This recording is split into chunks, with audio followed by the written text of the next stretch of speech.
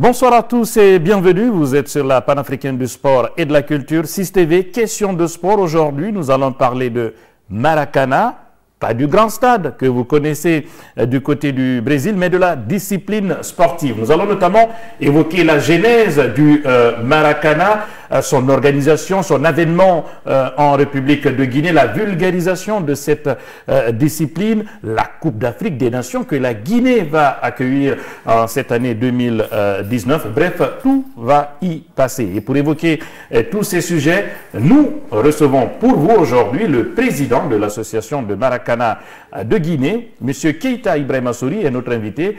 M. Keita, bonsoir, bienvenue. Bonsoir, M. Bienvenue à vous et merci de m'avoir invité. Merci à vous d'accepter notre invitation. Pour m'aider à vous questionner tout au long de cette émission, Pathé Diallo est mon acolyte du jour. Bonsoir Pathé. Bonsoir Balabid et bonsoir à M. Keita, bonsoir à tous les téléspectateurs de 6TV. Oui, Monsieur Keita, pour commencer, je le disais tantôt, juste pour planter le décor, dès qu'on parle de Maracana, les passionnés de ballon, de football, pensent au grand stade, au mythique Maracana du Brésil, et pourtant, le Maracana est aussi une discipline sportive. Si on vous demandait brièvement de nous la présenter pour les profanes, pour ceux qui ne savent pas encore réellement ce que c'est, que répondrez-vous? Je répondrai que, tenez-vous bien, ils n'ont pas aussi tort que vous le pensez a priori. Il y a un lien très étroit entre cette discipline et le mythique stade de Rio de Janeiro. Mais on y viendra peut-être un peu plus tard. La discipline en elle-même consiste donc à un sport de ballon qui se joue à 6 contre 6 sur un terrain à peu près équivalent à un terrain de handball. D'accord. Voilà, la différence fondamentale avec le football, et là encore on viendra à la scission qu'il y a eu entre les deux sports, c'est qu'il n'y a pas de gardien de but au Maracana. Ah, voilà. D'accord. Bah dans ce cas, c'est facile de marquer des buts. Pas si facile que ça, parce qu'il y a tout un règlement et qui fait qu'on ne peut, par exemple, pas marquer un but de l'extérieur des 9 mètres. Donc, il faut pouvoir accéder à cette surface pour pouvoir valablement inscrire un but. Cela, nous avons justement évoqué les principes et lois du jeu dans le Maracana. Quelles sont les grandes lignes? Voilà, nous avons déjà un peu évoqué la question. Les grandes lignes sont celles-là. Donc, pas de gardien de but. D'accord. 6 joueurs. Puis, comme au basket, la capacité, la possibilité d'entrer et de sortir plusieurs fois pour les joueurs. D'accord. Ce qui fait que, puisque c'est un sport très intense, qui se joue d'ailleurs dans un temps assez limité, le temps de jeu varie entre 10 et 15 minutes par mi-temps, parce que c'est vraiment très intense, mais cela permet d'avoir plusieurs compétitions dans des temps limités et donc aux sportifs d'être en mouvement assez longtemps pendant la durée d'un match. Donc les règles, vous avez des dimensions de l'aire de jeu qui s'apparentent à celle du handball. Vous avez un poteau aussi qui est à peu près le même, à quelques différences près. Vous avez donc des entraîneurs, des commissaires au match qui sont omniprésents et qui s'assurent que le Maracana tienne sa ligne de fair play. Parce qu'au Maracana, le leitmotiv, c'est le jeu. Le jeu, le beau jeu. Ainsi, il y a des travers du football qu'on essaye d'éviter. Pas de tacle glissé. Ah, d'accord. Ça n'existe pas. Et avant chaque match, il y a un protocole de début et de fin qui oblige les joueurs à se serrer la main avant de commencer, à se serrer la main à la fin du match pour que l'on reste, quel que soit l'enjeu sur le terrain, que l'on reste dans les limites de ce fair play, parce que le Maracana, c'est CFA. CFA, pas la devise CFA, convivialité, fraternité, amitié. Ah, c'est la devise du Maracana. Toujours parlant de ces principes-là, comment on sanctionne les fautes dans le Maracana?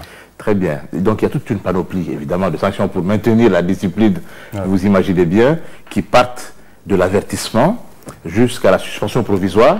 Il y a une batterie de cartons, des cartons jaunes, verts et même bleus, qui tous équivalent à un niveau de sanction qui vont donc de l'avertissement simple à la suspension provisoire jusqu'à la suspension définitive. Il y a même des sanctions qui peuvent atteindre le capitaine de l'équipe quand bien même il n'aurait pas commis la faute. Donc pour l'obliger, voilà, pour les obliger à mettre la pression sur leurs joueurs afin qu'on reste dans le cadre du fair play. Suspension provisoire comme au hockey sur glace. Absolument. Vous restez sur la touche 2 minutes, votre équipe est en infériorité. Absolument. C'est ça la sanction. Même si on n'a pas les mêmes petites prisons que au hockey sur glace. mais vous dites qu'il n'y a pas de gardien de but. Il n'y en a pas. Cela suppose qu'il n'y a pas de pénalty. Si. Si. Il y a des pénaltys, il y en a même différents types. On appelle ça les coups de pied arrêtés. On appelle ça aussi le coup près. Parce que lorsqu'il n'y a pas de match nul au Maracana, lorsqu'il y a égalité de score à la fin de la rencontre, on tire les pénaltys. Il faut toujours un vainqueur. Toujours. Donc, mais les pénaltys sont tirés évidemment plus loin qu'au foot, pas dans la surface, mais au centre du terrain. Et le règlement veut que, pour que le pénalty soit valide, il faut qu'il y ait un seul rebond dans la surface avant que la balle n'entre dans le filet ou qu'elle aille directement dans le filet. Lorsqu'elle rebondit 2 fois ou lorsque la balle est glissée, le pénalty n'est pas accordé. Voilà, donc il y a des règles comme ça qui d'ailleurs nous ont joué des tours au début lorsque nous entrions dans la pratique de ce sport parce que nous n'avions pas suffisamment de recul par rapport à toutes ces règles qui sont finalement fondamentales pour faire de bons... Justement, vous parlez d'entrer en tout cas dans la phase exécutive de ce projet, de cette discipline en Guinée. On sait, il le rappelait tout à l'heure, c'est dans les années 70 qu'elle a été créée en Côte d'Ivoire. Alors en Guinée, comment ça se passe aujourd'hui? Comment elle est vraiment entrée en Guinée? Ou même, parlez-nous pour commencer de l'origine même de cette discipline, avant d'en venir à son avènement en République de Guinée. C'est quand même bizarre d'entendre que l'origine de cette discipline, c'est la Côte d'Ivoire. Ouais, c'est l'Afrique. Alors, c'est une histoire un petit peu rocambolesque que je vais essayer de vous raconter en peu de temps. D'accord. Je vous parlais du lien intime entre le stade Maracana et la discipline. Dans les années 70, comme le rappelait M. Diallo, le président Houphouët-Boigny, qui était alors au pouvoir en Côte d'Ivoire, avait décidé, dans sa quête d'excellence, de récompenser les meilleurs étudiants des différentes disciplines en les faisant voyager. Voyage d'études pour récompenser leurs brillants résultats. Alors, ceux qui ont eu la chance de partir au Brésil, évidemment, ont découvert le magnifique et mythique stade de Maracana où les Pelé, Garincha, Vavadili et autres avaient déjà écrit leur légende. Donc, ils ont vu le stade, mais ils ont vu aussi dans les favelas à côté des jeunes qui jouaient comme eux jouaient à la balle au quartier, avec des chiffons, avec des chaussures en plastique, etc. Ils sont donc rentrés au pays et sur les campus et dans les quartiers, ils ont commencé à jouer, disons, à réglementer ce sport en l'appelant Maracana, des suites en référence au stade mythique qu'ils avaient rencontré là, parce qu'ils se disent que même autour de Maracana, on joue à ça. Donc c'est devenu ainsi le nom, disons, consacré. Et après les études, les étudiants sont rentrés, Ivoiriens ont été affectés dans les différentes villes, les étrangers qui étaient là sont rentrés dans leur pays, et puis le réseau est resté, ça a commencé à faire, disons, une vraie discipline bien organisée et qui a commencé à prospérer. Sauf qu'il y a eu des difficultés, voilà, on va y revenir, de 70 à 2005. Il y a eu des problèmes en Côte d'Ivoire, notamment pour la reconnaissance, puisque même au niveau de la FIFA, il y a eu ce souci-là. Oui, c'est vrai. Il faut reconnaître que le Maracana était au début une commission, notamment la Fédération ivoirienne de football, et qui était reconnue comme telle par la FIFA. Il est arrivé un moment où l'absence de gardien de but a été la pomme de discorde. Et le football n'a plus voulu de nous parce que nous n'avions pas de gardien de but. C'est ainsi que nous avons été obligés de fonder notre propre fédération. D'abord la fédération ivoirienne, puis la confédération, qui n'a pas eu le temps de s'installer avant de devenir fédération internationale. Parce que certains pays, d'autres continents, avaient déjà commencé à s'intéresser à ce sport. Et pour être une fédération internationale, il faut être présent dans un certain nombre de continents. Donc les Français s'y sont intéressés, les Canadiens aussi très tôt. Eux aussi, partant des liens que certains avaient eus avec la Côte d'Ivoire et donc ont développé la discipline dans leur pays. Puis aujourd'hui, désormais, on est plus de 67 pays affiliés déjà sur 4 continents et la Chine est déjà venue comme observateur dans la compétition plusieurs fois et viendra ici aussi, nous l'espérons, on en parlera plus tard peut-être. Et donc on est 4 continents déjà, il nous manque que l'Océanie, ça va attendre un peu. Pathé le disait tout à l'heure, la discipline a vu le jour dans les années 70. On a commencé à véritablement parler de Maracana réellement, peut-être lors des 7-8 dernières années, en tout cas pour nous autres. Comment expliquer cette difficulté à vulgariser la discipline, non seulement sur le continent, mais aussi sur le plan international? Il a fallu attendre longtemps pour que beaucoup de monde s'intéresse à cette discipline. Absolument. Je pense que longtemps, ça a été un sport, disons... de loisir. Voilà, de loisir, un sport secondaire qui se jouait soit par ceux qui n'avaient plus la capacité de jouer de façon au haut niveau dans les autres sports, ou d'une certaine élite universitaire. La différence s'est faite avec 2 événements. Le premier, c'est le fait de démocratiser. C'est sorti du campus pour aller dans la rue, où déjà plus de pratiquants existaient. En Côte d'Ivoire, déjà, ils sont plus de 200 clubs. Voilà, parce que Maracana est discipline associée. C'est ça. Discipline associée, vous avez ce qu'on appelle petit poteau, qu'ici on appelle Bundes, ou voilà, c'est ça. Il faut pouvoir accéder là, d'ailleurs, on y reviendra quand on parle là du Maracana ici. C'est la prochaine phase pour nous, parce que pour rendre populaire, une fois que la structure a pris de façon administrative, etc., pour les rendre populaires, il faut aller vers ceux qui pratiquent ça au quotidien, dans nos rues et essentiellement. Donc c'est ça. Pour rester sur le continent africain, quand on regarde un peu l'historique des CAN, ça a démarré en 2013, hein, si je suis bien informé, au Niger. Ensuite, il y a eu le Burkina qui a organisé, le Togo, le Mali, la Côte d'Ivoire, maintenant c'est la Guinée. Comment expliquer cette prédominance de l'Afrique de l'Ouest sur le continent africain? Très bonne question. Parce que le sport a été inventé chez nous. D'accord. Voilà, donc je ne sais pas comment on dirait, si je savais pousser un barrissement d'éléphant, voilà, on est très fiers parce que d'un sport, donc comme vous l'avez dit, de loisir, c'est devenu une vraie discipline qui est adoubée par les autres continents et on n'est pas peu fiers d'avoir nous-mêmes participé au développement de ce sport en étant étudiant et que maintenant nous arrivions donc à en faire une vraie discipline reconnue au niveau mondial. Donc voilà pourquoi nous sentons dans l'obligation de continuer à faire la promotion de ce sport, parce que c'est vraiment une discipline qui vient de chez nous, que nous avons, disons, créée, et donc, comme aime à le dire mon frère Bleu Charlemagne, au rendez-vous du donner et du recevoir, nous apportons nous aussi quelque chose dans le Gotha des disciplines sportives reconnues, et ça, nous en sommes très fiers. Moi, j'ai envie de rebondir sur l'autre pan de la question tout à l'heure de Balamine. Est-ce que parmi les difficultés, le fait que cette discipline Maracana ait des similitudes avec le foot, ça a vraiment eu un impact dans la suite? Oui, il faut reconnaître que oui, parce que c'est un sport de ballon. Généralement, c'est les mêmes pratiquants.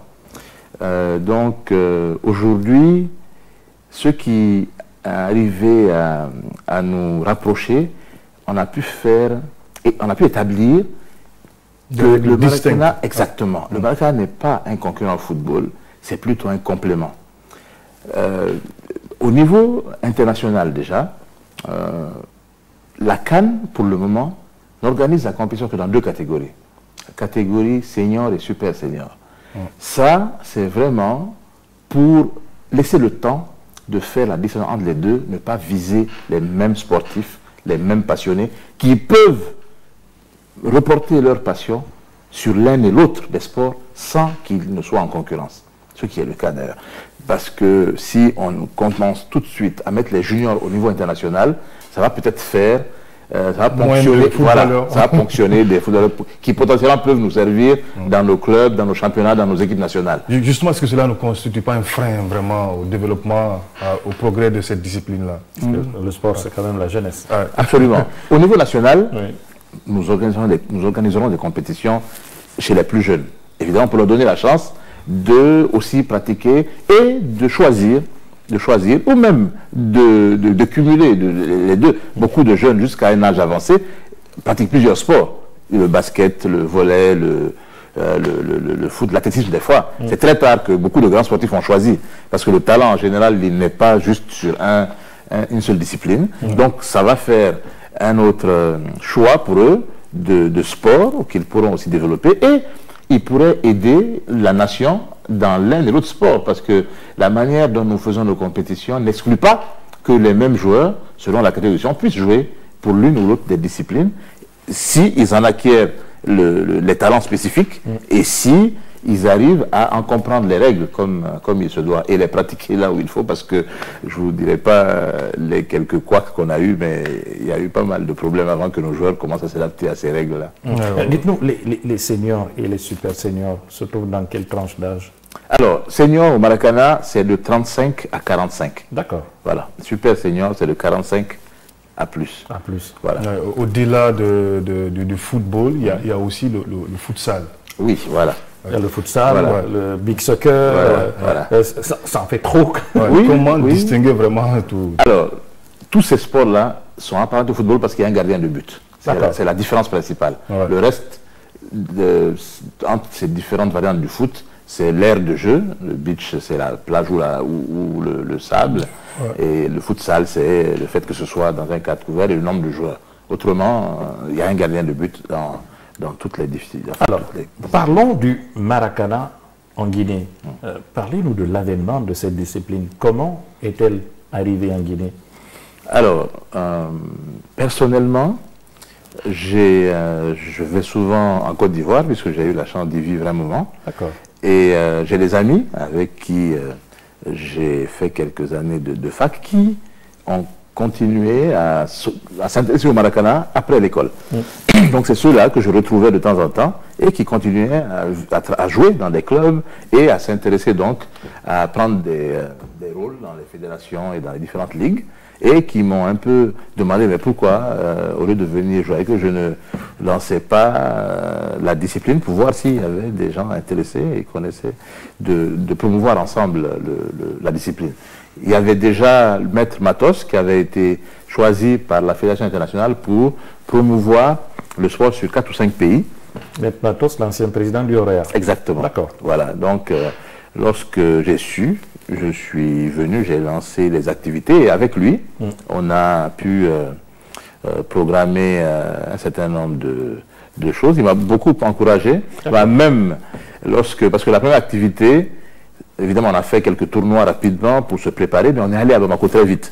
Et il m'a beaucoup aidé en me parlant de certains anciens joueurs du Horéa, justement, qui ont participé, qui ont donné une touche de professionnalisme. Eux étaient habitués au voyage, ils étaient habitués à se tenir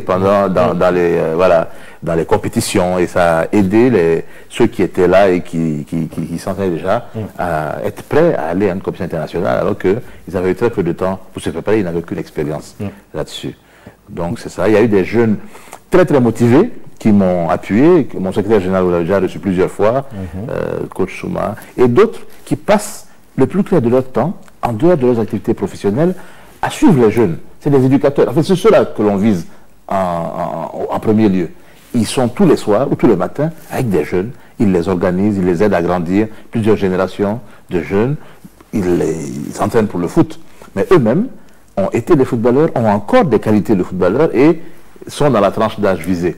Donc, c'est eux les premiers qui sont venus. Et avec eux, on a commencé à s'organiser, lancer des activités. Il faut dire que le terrain était déjà propice, puisque les jeunes Guinéens ont l'habitude de jouer le Bundes dans les quartiers, des oppositions à 5 contre 5, à 6 contre 6. C'est simplement la dimension des buts qui peut-être évolue un peu. En tout cas, le terrain était prédisposé à ça. Absolument, c'est ce qu'on a pensé aussi. Et le chantier qu'on a devant nous, justement, c'est de fédérer tous ces jeunes-là, parce que, contrairement à ce qu'on pense, ils sont dans la rue, mais c'est des gens très organisés. Ils ont des équipes, ils ont des clubs, vous voyez maintenant de plus en plus, ils ont des maillots, ils sont organisés. Ils se partagent même les aires de jeu, bon, les de fortune, les rues, voilà, selon un programme bien établi. Donc c'est des gens, le terreau, et ils sont presque prêts à venir s'associer à une vraie organisation où on va faire de vrais championnats. Et c'est ça notre prochain challenge. Comment expliquer alors que jusque-là, on n'est pas encore une fédération guinéenne de Maracana? Voilà, là c'est... Très très bonne question. C'est une question, je pense, de décision de la part du ministère. Nous avons été soutenus par le ministère depuis le début.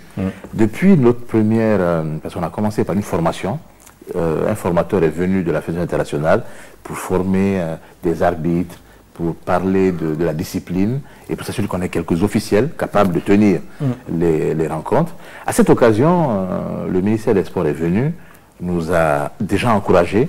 C'était trop tard pour eux budgétairement de nous soutenir pour le déplacement à Bamako, mais ils avaient promis, le ministre même nous a rencontrés et nous a dit qu'il voulait cette fois-ci, il y a beaucoup de disciplines qui sont déjà devenues des fédérations, mais qui n'ont pas vraiment d'activité et qui ne représentent pas vraiment bien le pays. Lui, le ministre, le secrétaire général, Isto Kera, c'était déjà le ministre Bantama, nous ont entretenus avec tous les joueurs, nous ont dit si vous nous ramenez des résultats, si vous prouvez que vous êtes une discipline qui peut faire bouger les choses, nous serons là pour vous, nous vous aiderons à l'avenir et nous régularisons toutes, disons, vos démarches administratives pour que vous soyez une fédération à part entière. Et là, nous sommes dans l'attente de ce que cela soit fait. Et je pense que vu les garanties et les assurances qui nous sont données par la fédération, ce n'est qu'une question, par le ministère, ce n'est qu'une question de moi, j'ai envie de rebondir sur l'organisation interne, puisqu'il le rappelait tout à l'heure, pour que cette discipline puisse évoluer, en tout cas se développer, il faut une organisation. Comment vous faites les cotisations, comment ça fonctionne? On a envie de savoir. Bien. Donc, à ce stade, nous sommes en train de recenser les clubs, enfin les équipes, pour en faire des clubs et organiser leur affiliation. Jusque-là, on a fait des commissions qui sont composées donc de responsables, donc des gens d'équipe, de ces jeunes techniciens et de quelques cadres qui ont aidé au début à prendre en charge les activités qu'on a faites. On a eu quelques soutiens. L'ambassade de Côte d'Ivoire, dont l'ambassadeur Diarra Souba était un de nos condisciples à FAC là-bas, et donc il sait exactement de quoi il s'agit, nous a soutenus. Et on a eu quelques autres soutiens. Et donc c'est grâce à ça qu'on a pu faire les premières manifestations. Le Premier ministre, Yula, qui était là quand on commençait, a été un grand joueur de Maracana à la FAC en Côte d'Ivoire et a beaucoup encouragé au début l'organisation des premières compétitions. Donc c'est les bonnes volontés qui au début ont soutenu, mais nous sommes en train de nous organiser pour qu'avec des affiliations, des licences, etc., nous soyons dans le même cadre que les fédérations qui fonctionnent déjà très bien, et donc que nous puissions arriver à une situation un peu plus de visibilité dans les mois à venir. Mais justement, au-delà de ce processus d'organisation, est-ce qu'il y a un ou des projets de vulgarisation de la discipline pour la rendre plus populaire, plus attractive? Oui, absolument. Le ministère des Sports, avec lequel on travaille très étroitement, surtout maintenant qu'on va vers l'organisation d'une compétition internationale, nous a déjà demandé de nous organiser pour que nous puissions allier la politique de développement du sport dans les écoles. Voilà, pour que nous soyons... Puisque c'est une discipline qui ne demande pas beaucoup d'infrastructures, voilà, et pour peu qu'elle soit organisée, elle peut, disons, être pratiquée dans beaucoup d'endroits, et y compris à l'intérieur du pays où nos autorités veulent que l'on fasse revivre le sport et la culture. Donc, je pense qu'avec elle, nous sommes en train de travailler sur des programmes qui permettront de vulgariser vraiment sur l'ensemble du territoire. En tout cas, elle présente un avantage certain par rapport au football traditionnel, notamment dans les établissements scolaires, on a besoin de grands terrains, de plus de joueurs, alors que le Maracana peut se jouer sur des terrains réduits, les infrastructures ne sont pas tellement compliquées à mettre en place. Absolument, avantage en termes d'espace, mais avantage en termes de temps. Alors, on n'a pas des mi-temps de 45 ou de 40, on a des mi-temps de 10 et de 15. On peut faire plusieurs rencontres, faire jouer plusieurs. Vous avez souvent en football des jeunes malheureux qui sont sur le banc de touche et qui n'arrivent jamais à rentrer sur le terrain.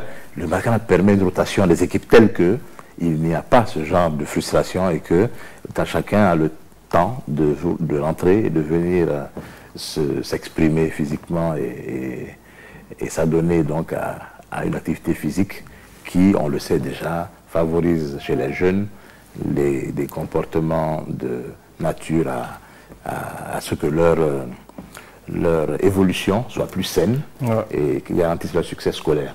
C'est vrai qu'il y a beaucoup de jeunes qui sont sur les bancs, mais il y a une solution contre tout ça. Vous dites à papa de vous acheter un ballon, vous êtes sûr de jouer. Le propriétaire du ballon, il joue toujours, même s'il n'est pas bon. J'ai pas voulu dire ça parce qu'on a tous profité de ça à un moment. Alors, pour revenir un peu à notre Maracana, la discipline est arrivée en Guinée grâce à vos efforts et à celle de vos collaborateurs, mais rapidement, vous vous retrouvez à jouer une Coupe d'Afrique des Nations. En 2017, vous étiez au Mali. Comment vous en êtes arrivé là? Bon, c'est une question disons, de hasard des calendriers. Voilà, et un heureux hasard en l'espèce. Nous avons commencé les activités, c'était juste quelques mois avant, en août, et l'échéance était là. On a fait un challenge.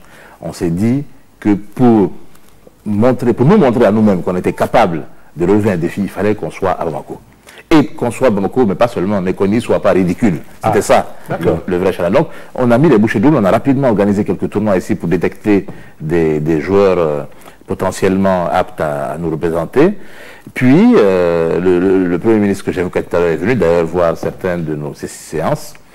Et donc, nous avons mis les bouchées doubles. On a trouvé des terrains de fortune, on a fabriqué des poteaux. On a essayé d'habituer nos joueurs aux règles du Maracana, qui n'étaient pas évidentes pour eux. Donc, nous sommes partis à Bamako, en car, on a loué des minibus. Donc, au tout début. Voilà. Et c'était très difficile parce qu'il fallait convaincre les sportifs que c'était ce qu'on appelle la CFA, ce que je vous dis. Maracana, ce n'est pas de l'argent. Il n'y a pas, comme on peut s'attendre à des primes extra, convivialité, fraternité, amitié. On se met ensemble, on joue, on s'amuse, on rencontre des gens d'autres pays qui sont dans le même état d'esprit et qui viennent jouer une compétition saine. Beaucoup de joueurs ont fait défection. Je peux dire les meilleurs. Parce qu'ils se sont dit, c'est une perte de temps. Voilà, qu'est-ce que tu vas faire là, combien on t'a donné, etc. Le voyage est fatigant. Voilà, tu vas faire quoi. Mais beaucoup ont regretté après, parce qu'arrivés là-bas, ils se sont retrouvés dans des conditions que certains n'avaient jamais connues dans des hôtels 3 étoiles. La nourriture était... Ils se frottent à des... Et puis des gens du Canada, de la France, des autres pays qui... C'est la fête, quoi. C'est la fête. Et la convivialité. Parce qu'il y a toujours un village, des artistes viennent jouer. Le Maracana, c'est vraiment l'ensemble qui donne cette force et cette vie en commun que l'on garde. Justement, en parlant de cette compétition, cette première-là, vous ramenez quand même une médaille de bronze chez les vétérans. Oui. Expliquez-nous comment vous avez pu. Ça, c'était la cerise sur le gâteau. Ça m'a posé des problèmes d'ailleurs parce que j'ai dû aller me battre pour chercher des récompenses pour mes joueurs. Je ne m'attendais pas personnellement. Donc, j'ai été obligé de disparaître rapidement, aller chercher des morceaux de bazin pour qu'ils puissent ramener à la fin parce qu'ils avaient quand même été au-delà de mes attentes. C'était très... Avant la fin, j'étais pas là. Quand les autres compétitions se jouaient, j'étais obligé de me battre sur le terrain. Heureusement, j'ai eu une partie, beaucoup d'amis là-bas qui m'ont aidé à leur trouver quelques cadeaux parce que c'était vraiment extraordinaire. Ces jeunes-là se sont battus et en fait, ils ont été éliminés par le tenant du titre dans les deux compétitions, par la Côte d'Ivoire, celui qui allait encore remporter. Ils se sont battus quand même pour remporter la petite finale. Et je vais vous dire, tout le monde était heureux pour eux parce que ils s'attendaient à ce que la Guinée soit malmenée. Il y a toujours cette rivalité. C'est un derby. Chaque fois qu'on joue contre les pays limitrophes, c'est un derby, quelle que soit la discipline, et surtout quand ça s'apparente au football. Donc, je vous dis, il y avait beaucoup là-bas d'anciens footballeurs de très haut niveau qui étaient dans les tribunes, qui demandaient après les anciens footballeurs d'ici, etc. C'était donc très, très relevé. Et on a vraiment été félicité pour non seulement la qualité du jeu, la rapidité d'adaptation, et on a replacé la Guinée sur la carte des sports de ballon. Et je pense que même dans le monde du football, ça a eu un retentissement, parce que tous ceux qui sont au Maracana ont un passé de foot, soit en tant que dirigeant ou en tant que sportif. Donc c'est la même famille qui se retrouve. Et on était très fiers. C'était comme si on avait gagné une canne. On a soif de victoire dans ce pays. Donc, ça a été ressenti comme un vrai succès. Et j'en suis encore. Les répercussions dans maintenant l'organisation, dans l'engagement, ça a donné quoi finalement? Bon, on s'est dit déjà qu'ils étaient surpris parce qu'on avait lancé un défi avant d'y aller. On avait un défi et le président de la Fédération internationale d'ailleurs l'avait repris sur les ondes des radios internationales, disant que le Premier ministre de la Guinée, il veut venir la première fois et il dit qu'il va faire un truc, mais on l'attend là-bas de pied ferme, etc. Donc faire ça, ils l'ont vraiment apprécié, et donc ils nous ont considérés comme un fer. Ils connaissent l'histoire aussi de la Guinée par rapport au sport. Ils savent qu'il y a un terreau fertile ici. Et que pour peu qu'il y ait des gens engagés, on peut arriver à un résultat qui va aider le mouvement mondial dans son ensemble, pas seulement en Guinée ni en Afrique de l'Ouest. C'est vrai qu'avoir un garçon comme Kamori Diakité dans son équipe, ça aide. Ça aide sous plusieurs aspects, vraiment, beaucoup, c'est vrai. Et c'est pour ça que je suis reconnaissant à Maître Matos de nous avoir permis d'avoir des joueurs de cette qualité, surtout des hommes de cette qualité, pour qui la transition n'a pas été évidente. Parce que c'est des gens qui étaient professionnels, ils ont été dans des conditions, de les mettre dans un petit car avec des gens qui viennent de nulle part. Ça, a priori, ça peut ternir leur image, etc. Mais ils se sont fondus dans le collectif, et je suis convaincu que leur présence a aidé les autres à se bonifier, et donc nous a aidé à atteindre les résultats qu'on a eu là-bas. D'accord. Alors, au Mali, ça s'est très bien passé. L'année suivante, en Côte d'Ivoire, vous étiez encore à la CAN, mais ça s'est moins bien passé. Pourquoi? Bon, ça s'est moins bien passé.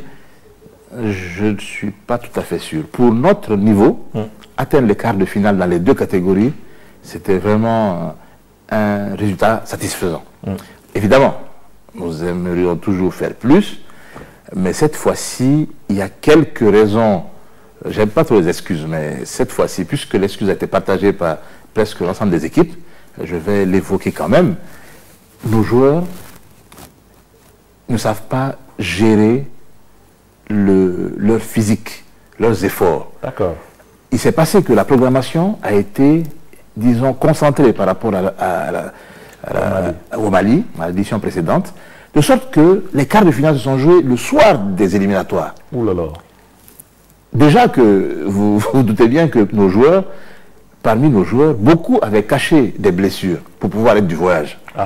C'est sur le terrain qu'on s'est rendu compte que parmi les meilleurs, beaucoup n'étaient pas capables à 100% de reproduire les efforts. Alors après le premier tour, où on avait fait des matchs extraordinaires, au Maracana, on n'a pas besoin de gagner avec beaucoup de points. C'est un but de plus, comme au foot. Mais nous, nos joueurs ne savent pas faire ça. Ils gagnaient 4-1, 7-2, etc. Les Français m'ont dit que pour eux, c'était les meilleurs, ils allaient gagner. Mais ça fait partie aussi de l'expérience, voir gérer les efforts. Les Ivoiriens gagnent 1-0, ils se mettent en défense. Ils marquent un but de plus. Ils se reposent, quoi. Ils économisent. Voilà, ils gardent les meilleurs joueurs, ils font entrer la gestion de l'effectif. Donc, de sorte que quand on a placé au quart de finale, il n'y avait plus personne. Nos joueurs étaient estropiés, et ils n'étaient pas capables de jouer. Ça s'est passé comme ça. C'est ça. Donc, il y a quelque chose à tirer de ces résultats-là, en termes donc de gestion de l'effectif, en termes de culture du Maracana chez les sportifs eux-mêmes. Et je pense que ça laisse entrevoir de très bons résultats à l'avenir. Alors, vous venez à peine d'arriver sur la scène continentale, une CAN en 2017 au Mali, une autre en 2018 en Côte d'Ivoire. Et vous héritez déjà de la CAN 2019. Et Comment avez-vous fait? ben, ça encore, c'est un concours de circonstances et le fruit de la solidarité des autres frères. Lorsque l'on allait à Bamako, les frères savaient que nous sortions à peine de quelques années difficiles dues à la maladie à virus Ebola. Ouais. Et il s'est créé une sorte de solidarité, déjà dans l'appréciation du fait que nous ayons pu venir, malgré cela, bon, il y avait encore des gens qui appréhendaient un peu de s'approcher de nous. Ça, on l'a vécu, mais bon, c'est compréhensible, hein, vu la virulence de cette maladie. Donc, beaucoup ont manifesté cette solidarité en disant c'est bien d'être venu, participer aux choses, ne restez pas recloser vous-même. On est parti de là pour se dire, et si c'était le Gabon, il y avait un autre, ou le Cameroun, qui était proposé. Et si vous nous donniez cette coupe, peut-être que d'ici là, ça va nous donner l'occasion de montrer que la Guinée est de nouveau une destination fiable et que le grand peuple de Guinée est prêt à tout moment, même ébranlé par les conséquences de cette maladie, à redresser la tête et à accueillir ses frères du monde entier pour prouver qu'on est une terre de sport et une terre de convivialité et d'amitié. Oui. Non, mais excusez-moi, Balami, mais cela a fallu quand même des démarches, il faut convaincre, il faut toucher les autorités, notamment le ministère. Comment vous avez pu faire tout cela? Alors, nous avons commencé à l'Assemblée générale, parce que nous ne nous attendions pas, franchement, arriver là-bas, d'avoir l'opportunité. Nous avons un peu fait ça comme on le fait d'habitude par, disons, pas de l'audace, par esprit de provocation, pour essayer de voir, tâter le terrain. Et puis, quand on a vu qu'il y avait une oreille possible et que surtout, ce n'était pas définitivement attribué, le Cameroun était pressenti mais devait confirmer. Le délégué camerounais est venu en retard et ce jour-là, on a juste tenté le coup et puis ça a été pris comme une possibilité. C'est à partir de là qu'on a commencé à contacter nos autorités et qu'on a fait les efforts pour construire sur nos résultats là-bas, pour montrer que nous ne serions pas ridicules si nous accueillons les autres nations ici. Organiser une CAN, cela suppose une logistique, cela suppose des moyens financiers, cela suppose des infrastructures. Êtes-vous prêts? Nous serons prêts. Le moment venu. C'est en septembre. Hein? C'est en septembre. C'est à la dernière semaine de septembre, théoriquement du 23 au 30. Le Maracana a ceci de particulier qu'il ne demande pas trop d'infrastructures, n'est-ce pas? Nous avons fait une visite avec la Fédération internationale sur le terrain. Nous avons quelques aires de jeu qui, avec de légères améliorations, pourraient devenir des terrains qui pourraient recevoir. Où ça? Au stade du 28 septembre. D'accord. Nous avons 2 palais des sports, mine de rien, et nous avons des terrains qui sont en plein air aujourd'hui, mais qui pourraient, avec quelques conteneurs, faire des vestiaires, faire un toit, c'est des choses possibles. Voilà, des choses possibles on a reçu donc des instructions de la part de la Fédération internationale qui va revenir déjà en avril pour une autre inspection. D'ici là, on aura mis le comité d'organisation, on aura avancé sur justement la planification de ce que va être le terrain au moment de la compétition. C'est vrai qu'il y a le palais des sports, il y a le gymnase de hand, il y a ces terrains de basket qui sont en train d'être... qui vont être inaugurés, il y a un d'ailleurs qui va être inauguré bientôt. Absolument, effectivement, absolument. Il y a de l'espace pour les infrastructures. Voilà. Justement, parlant toujours de cette organisation-là, on sait, la Guinée, certes, c'est une nation, c'est un pays de sport, de football. On sait même avec le football, ce que ça donne par rapport à ces compétitions-là. Le plus souvent, l'État ne met pas assez de moyens. Est-ce que vous avez la garantie quand même d'être accompagné, puisqu'on a vu lors de cette annonce-là, le ministre Bantamasso dire « ouais, on sera fiers d'accueillir cette compétition ». Notre, disons, l'enthousiasme et l'assurance que nous affichons tient du soutien que nous avons de la part du gouvernement. Le ministre des Sports est complètement engagé. Et derrière lui, le gouvernement, parce que le Premier ministre l'a soutenu dans cette initiative. Le président de la République, récemment encore, les féliciter tous les deux pour le nouvel éventail de sport qui se développe en Guinée. Ça fait, vous avez vu du cyclisme récemment, vous avez vu la lutte à Koundara, on ne parlera plus de ministère du football. Peut-être même que ça va aider le football à avoir des résultats, parce qu'il y avait tellement de pression sur le foot qui se sentait toujours obligé de ramener des résultats. La solitude. Voilà, absolument. Donc, je pense que le moment est bon. Le leadership est plein et à fond derrière nous, et donc à nous de continuer à faire en sorte que nous justifions de cette confiance et que nous réalisions une compétition qui aura des externalités positives pour les autres disciplines. Le football commence sa préparation. Si nous réussissons cette CAN, ça montrera que la Guinée est capable d'organiser des compétitions de plus grande envergure. Donc nous savons le poids de nos responsabilités, mais nous sommes confiants parce que nous avons derrière nous toute cette assurance gouvernementale, ainsi que le soutien plein et entier de la Fédération internationale qui va être avec nous tout le long pour s'assurer que nous restions dans les clous. À vous entendre, on a l'impression que le coût de la CAN, le coût financier, sera entièrement supporté par l'État guinéen. En fait, le coût n'est pas très important. D'accord. Le coût n'est pas très important. Le coût de la CAN sera marginal par rapport aux organisations habituelles, justement, surtout sur le poste infrastructure qui est vraiment minime. Et, ben, vous l'avez dit, il y aura d'autres apports, certainement la Fédération internationale en venant est venue avec son conseiller en communication. Nous l'avons mis ici avec nos propres conseillers en communication pour voir assez tôt lancer une campagne de com qui fera en sorte qu'on ait des annonceurs et que cela puisse ainsi venir aussi en apport dans l'organisation, dans l'effort de financement de l'organisation. Au-delà de ce soutien gouvernemental du ministre, entre autres, quand même il y a 16 équipes qui seront en Guinée. Expliquez-nous comment ça va se passer quand même. Ça demande vraiment, quelque part, de la volonté, ça demande vraiment la participation de tous les Guinéens. Absolument. Nous comptons et nous allons faire beaucoup de communication là-dessus. Dans le COCAN, il y aura une commission qui sera chargée de la mobilisation, chargée de la préparation pas seulement des pratiquants, mais de toute la population à faire de cette fête une vraie fête qui va démontrer une fois de plus, si besoin, l'état d'esprit du peuple de Guinée, qui est toujours heureux d'accueillir ses frères ici. Et donc, ces équipes, le cahier des charges est tel que nous devons les loger, évidemment. Les loger, les nourrir. Mais nous avons fait un petit tour aussi. Nous avons la capacité d'héberger aujourd'hui, avec ce qu'on a comme réceptif hôtelier, nous avons vraiment la capacité de recevoir décemment toutes ces équipes-là, de les transporter, de les sécuriser, de les nourrir et puis de leur permettre de s'entraîner aussi, parce qu'il y a aussi des terrains d'entraînement.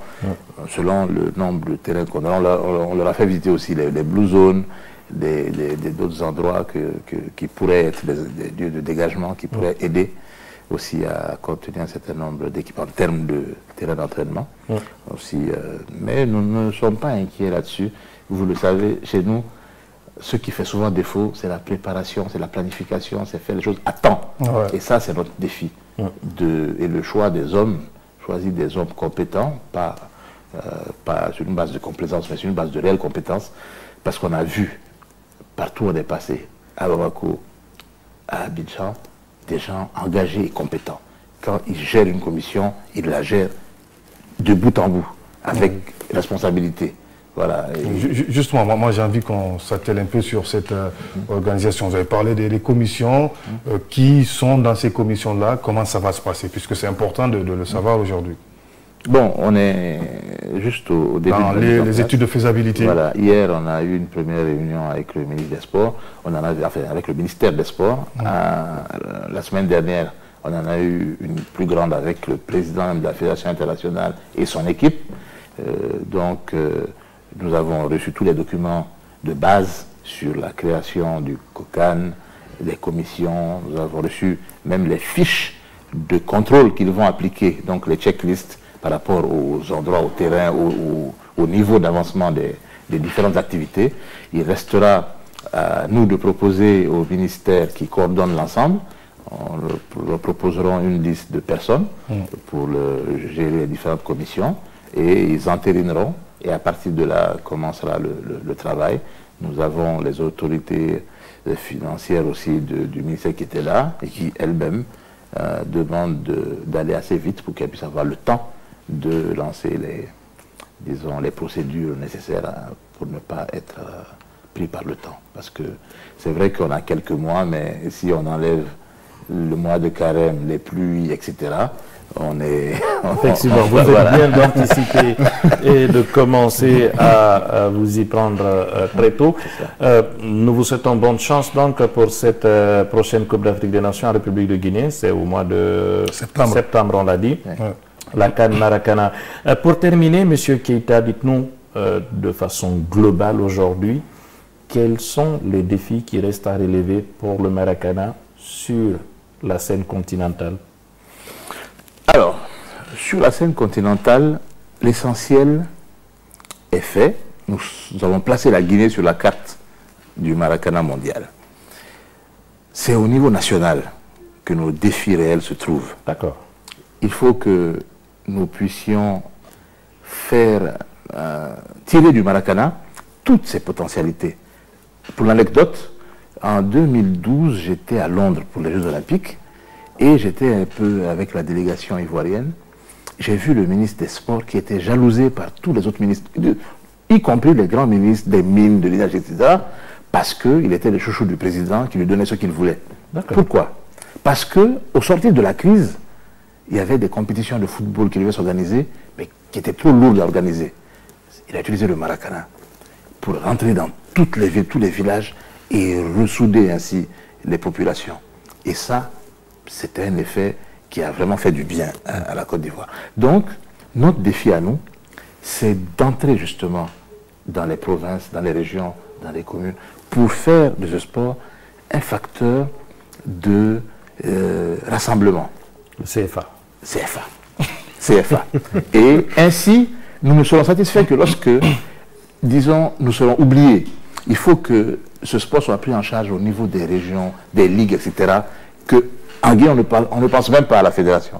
Voilà, que nous mettions juste en place les structures, nous assurions que les compétitions se font comme prévu et que nous fassions rayonner la Guinée au niveau international. Là, nous serons satisfaits. Et pour cela, nous comptons sur vous parce que SIS Média nous a suivis depuis le début. Nous n'existions même pas. Nous allions à l'aventure et SIS Média est venu avec nous. Donc, nous ne pouvons terminer sans remercier SIS Média et demander de continuer à nous suivre parce que nous sommes encore sur nos premiers pas et de continuer à nous suivre et ensemble nous pourrons grandir et devenir une discipline qui compte. Monsieur Keita, vous aimez les défis. C'est grâce à un défi que la Guinée va accueillir la CAN 2019 de Maracana. Eh bien nous vous lançons un défi. Nous vous défions dans un match de Maracana, 6 médias contre l'équipe nationale de Guinée. Avant la CAN, hein, j'espère que vous allez relever le défi. Je vous invite demain si vous voulez. Ah, avant que vous n'étudiez trop les règles.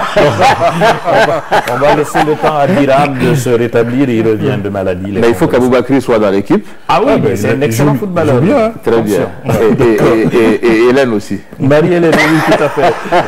C'est notre spécialiste de Maracana. D'accord. Et le grand frère Antonio est invité aussi. Ah oui, pourquoi pas. Voilà. C'est un passionné de sport. Je sais, un grand merci à vous, M. Keita Ibrahima Sory. Je rappelle que vous êtes le président de l'association guinéenne de Maracana et que notre pays va accueillir en cette année 2019 la CAN de Maracana. Grand merci encore une fois. Merci à vous. Merci à vous également, Pathé Diallo. Merci. Merci, c'en est fini pour aujourd'hui. Rendez-vous jeudi prochain pour un autre numéro de Questions de sport.